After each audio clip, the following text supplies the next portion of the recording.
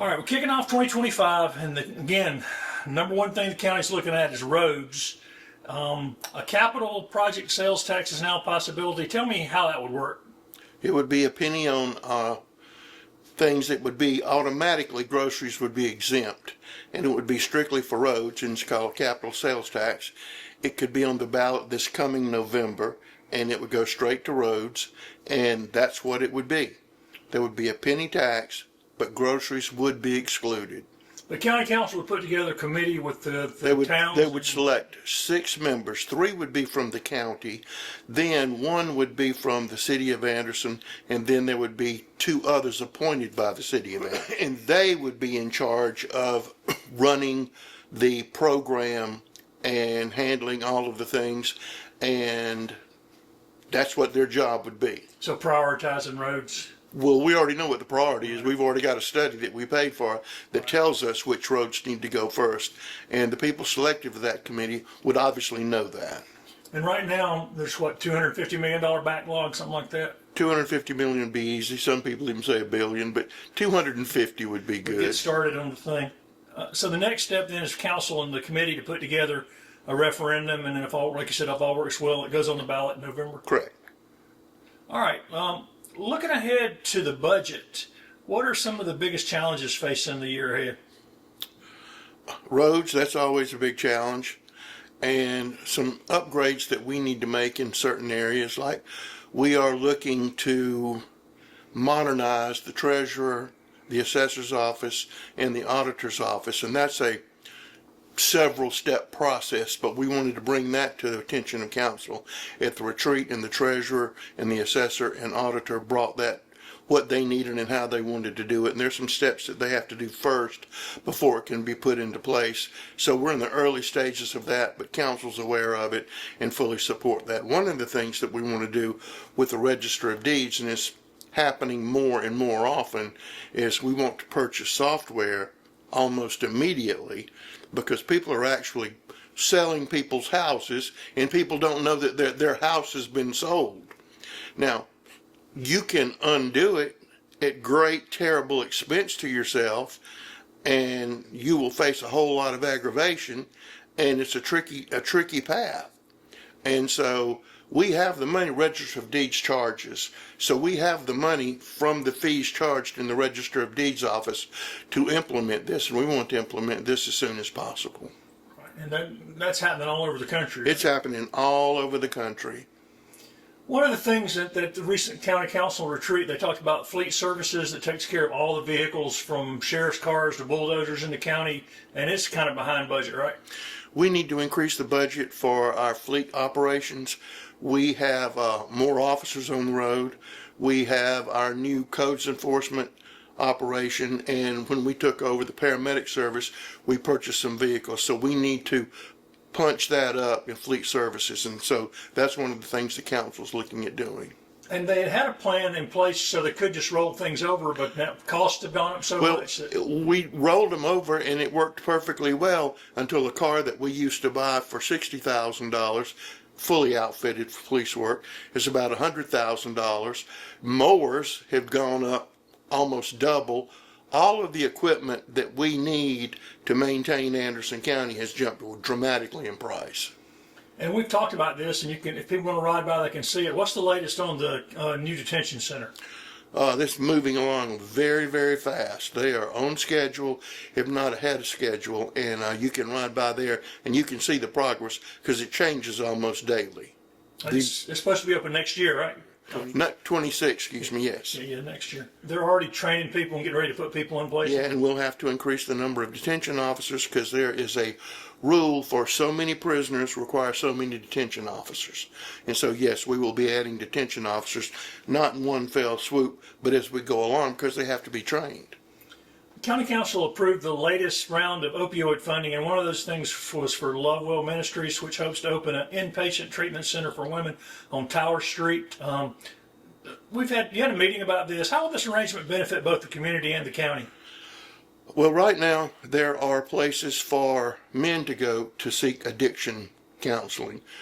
Well, not so many for women. The World Treasure we have in Shalom does a magnificent job, but another one will not hurt. And because we're funding to a degree, and both of them raise money on their own, we're not their sole source. But with that opioid money, we can help these operations do better, see more people, and take the burden of having to raise every penny themselves off of them and do what they do best, and that is treat people with addiction. We've got a couple of more hurdles to go on that, and we're working through those. But it's almost like a step. We've got to move this group so this group can come in, so this group can come in. So we're in the middle of that process right now. And it will help take care of that building as well, is that right? It will help take care of that building, which needs a massive amount of work. And the thing, I mean, it's an inpatient facility. Nobody will be walking outside the building unless they're in a car with a staff person going to an AA meeting or a medical doctor or something like that. So we'll not put anybody on the street. They will be in a confined facility, and it's a 4-month program. And that area is where Salvation Army, Haven Arrest, Lot Project, everything already exists. Yes. They're already sort of in one place now. Yes. The cleanup from Hurricane Helene is winding up. Some people are still getting their trees picked up. Is most of the cleanup underway, and is most of it going to be paid for by FEMA funds? We're hoping most of it will be paid for by FEMA funds. Well underway. It depends on who you talk to. If it's in your yard. If it's in your yard, it's not well on the way. But we're out every day, and they're doing that every day, 7 days a week. And it is still a massive undertaking. So we've been extended well into February, which is going to take well into February because there's just so much debris. I believe you went last week and saw the mountain of mulch. Millions of pounds. Millions of pounds of mulch, which are giveaway free to the public. And I mean, those used to be trees. That's what they used to be. So it's just a big mess. Also recently, Council heard a report updating the Star Iva sewer system. According to what they talked about, the town of Iva owes the county $1.2 million for sewer system efforts. How did this debt happen, and what's going to happen with that? I don't know how it's going to be resolved. $1.3 million is a lot of money, and currently there is a case in the courts to try to bring some resolution to that. But the system works fairly well unless it rains, and then it is just ungodly amounts of water, and the county has to pay for the treatment of that water. Even though it's just water, we have to pay for it. But one of the problems is because when they have those overflows, we can not add anything else to the sewer lines in that area because DHEC won't let us because of those rain events. It's at capacity, and we can't do anything else. And that people don't realize that until their sewer starts backing up. Until your sewer starts backing up. You also recently presented to Council plans for Anderson County to take over the planning management of historic Pelzer Mill property. When will the county start drafting plans or vision casting for that property? Well, what we will do, and I need to say this, that the Pelzer Historical Commission has done a wonderful, wonderful, miraculous job with what they've done, and we are not coming in to take over from them. We're coming in to partner with them and to partner with the town of Pelzer, and we want to do a complete plan that incorporates the land that Pelzer has, that the Pelzer Historic Commission has, and make it one whole and see if we can put something together that will showcase the Saluda River, showcase Pelzer, and really do something dynamic in that area. And the land on the river and Pelzer's historic charm, I think it's going to be a good thing for us to do, and I think it's going to be a fun thing for us to do.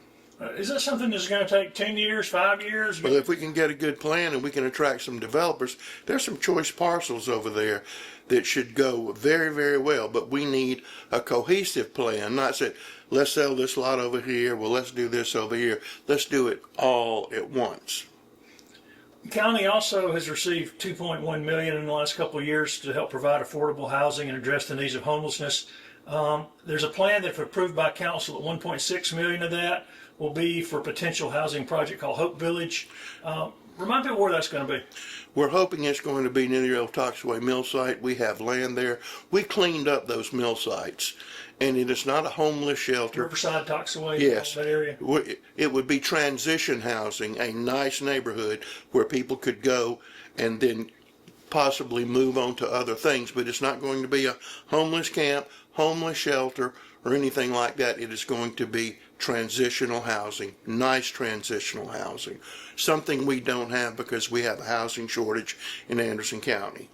And you're going to be working with Hope Missions, the upstate, on that? Or? Yes, we absolutely will.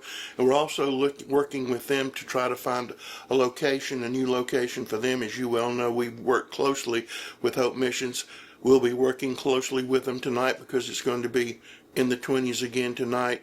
And that and several of our churches, God bless them, are really the only places people have to go. But people think of Hope Missions as just a place where people go and they get a free meal and they get some clothes. Hope Missions is a lot more than that.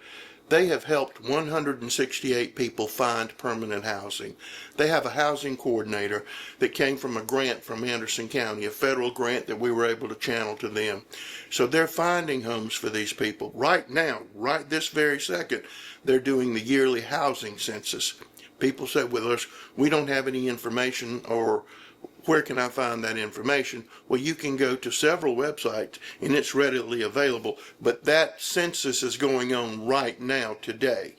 Yeah, they're working with the U.S. Census Bureau on that. And, Yes.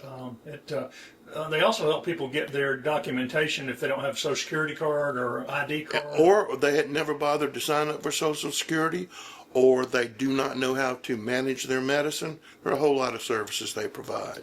And talking about properties and those kind of things, Anderson County has 24 other properties that's identified that council's considered deeding to some organizations. Habitat, Hope Mission, we just mentioned, and the Upstate, the Anderson Housing and Homeless Alliance.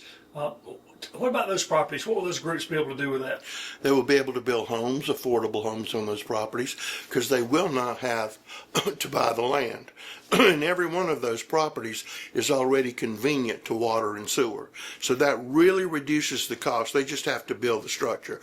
We received those properties because we received a federal grant to tear down dilapidated houses on those properties. We as a county have been maintaining those lots throughout this process. And so now it's time to give them to these organizations to build affordable housing. And as you know, we also partner with Rebuild Upstate and several other groups to try to maintain the housing stock that we have. And Keeping people in houses they couldn't really afford without. well, if your roof goes off and your Social Security is $1,500 a month, you're not going to be able to afford a roof. But see, you have a housing shortage, but it's a housing shortage on two ends. You know, true, we have people moving here. We've been, just every magazine in the United States has said we're one of the best places to be. The other is you have people like I just mentioned. Rents are rising because of the lack of places to stay. And if you're on Social Security and that's all you have, you may be priced out of the market.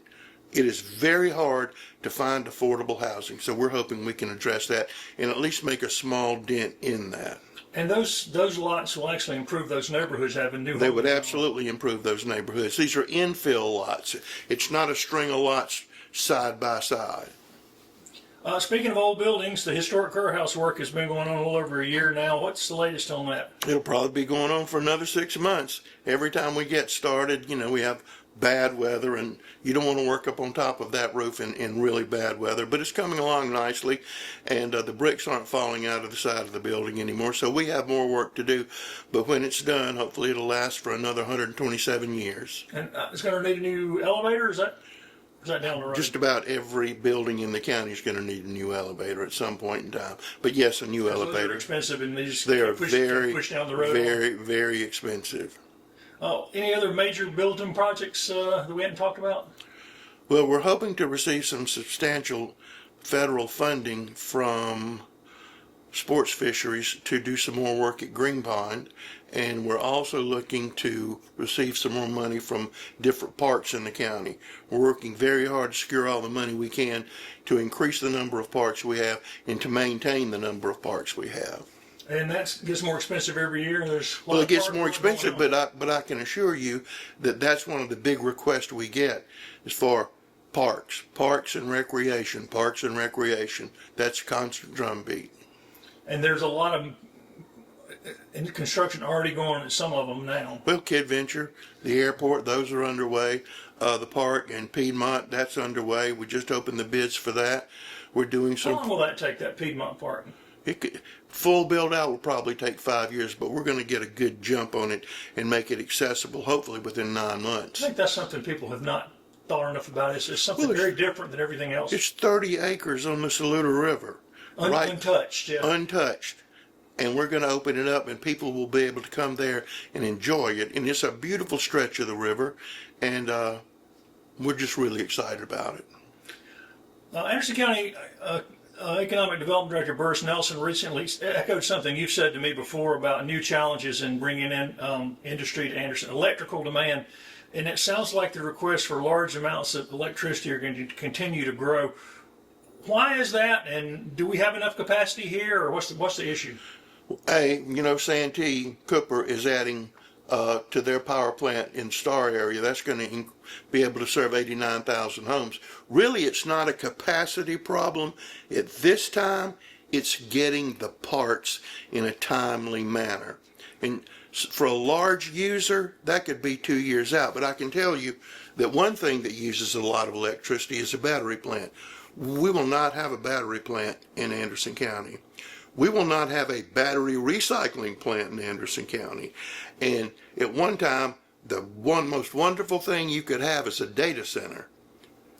Probably about 30 or 40 jobs, throw off a lot of tax money, sucks all of the electricity in the world out. So we're not looking for data centers either. There are other things that we tell people that you need to go somewhere else because that's not what we're looking for in Anderson County. And we have, and we will continue to do so. But the industries we're looking for, they still want, there's capacity looking to grow in the future, or what's the? Well, these are specialty projects that really need that huge amount of electricity. So, like you're saying, the problem is building a substation and running all the lines. It's not that we don't have the capacity to provide. No, Duke and Blue Ridge and Santee, they have the capacity. It's just the lag time between putting all of that together. Usually on a big plant, it takes 2 years to build. The electricity could take 2 years to build. People don't want to get into that. And again, a lot of those big users are people we don't need around here. You mentioned the airport playground, but the airport itself is undergoing something that really could make it an even busier airport.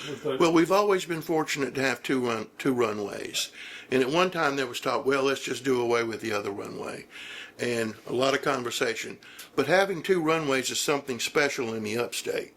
And we're Instrument ILS airport, so bad weather you can fly into Anderson. This is going to make us even more of a destination for people to fly in and out of Anderson.